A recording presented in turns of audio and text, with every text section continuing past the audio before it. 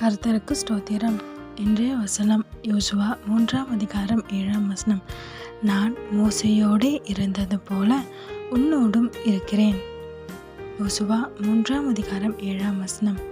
நான் மோசேயோடு இருந்தது போல உன்னோடும் இருக்கிறேன். இன்னைக்கு கர்த்தர் உங்களை பார்த்து சொல்ல ஒரு வார்த்தை, உங்க கூட இருக்கேன்னு சொல்றார். ஆமீன். இங்கே யாரை பார்த்து சொன்னார் தெரியுமா? யோசுவா பார்த்து சொன்னார். யோசுவா மோசேக்கு அப்புறம் இஸ்ரவேல் ஜனங்க நடத்தி கொண்டு வரும்போது கர்த்தர் யோசுவாவுக்கு சொன்ன வார்த்தை. யோசுவா கொஞ்சம் பயப்பட ஆரம்பிக்கிறார், இவ்வளோ ஜனங்கள் நான் எப்படி நடத்துவேன்னு சொல்லி.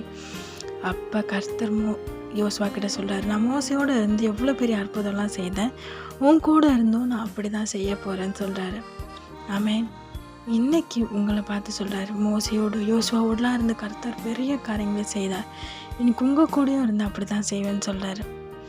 விசுவாசிக்கிறீங்களா? அநேக காரியங்கள் குறித்து கலங்கி போயிருக்கிறீங்க. இதை நான் எப்படி செய்வேன், இது எப்படி முடியும், இது எப்படி நடக்கும், அநேக காரியங்களை குறித்து கலங்கி போயிருக்கிறீங்க. உங்களுக்கு முன்பாக ஒரு பெரிய கடல் மாதிரி ஒரு சூழ்நிலை இருக்கலாம், இல்லை உயர்ந்த மதில் மாதிரி ஒரு சூழ்நிலை இருக்கலாம். எல்லாவற்றும் ஏசப்பா தாண்டி போகும்படியாக கிருபை செய்வார். ஆமேன். இஸ்ரவேல் ஜனங்க செங்கடலை நடந்து தாண்டினாங்கன்னு வேதத்தில் வசனம் இருக்கு. வெட்டாந்தரில் நடந்தாங்கன்னு சொன்னாங்க, நடந்திருக்காங்க. அப்படி இஸ்ரவேல் ஜனங்களை கர்த்தர் வழிநடத்தினார். கோட்டைகளை தகர்த்தெறிஞ்சாங்க. ஆமேன். எரிகோ கோட்டைகளை தகர்த்தெறிஞ்சாங்க. இன்னைக்கு உங்கள் வாழ்க்கையில் அந்த மாதிரி இருக்கிற சூழ்நிலாம் ஏசப்பா நிர்மூலமாக்கி போட்டு ஆசீர்வாதத்தையும் சமாதானத்தையும் தந்து உங்களை உயர்த்தி ஆசீர்வதிப்பார். ஆமேன்.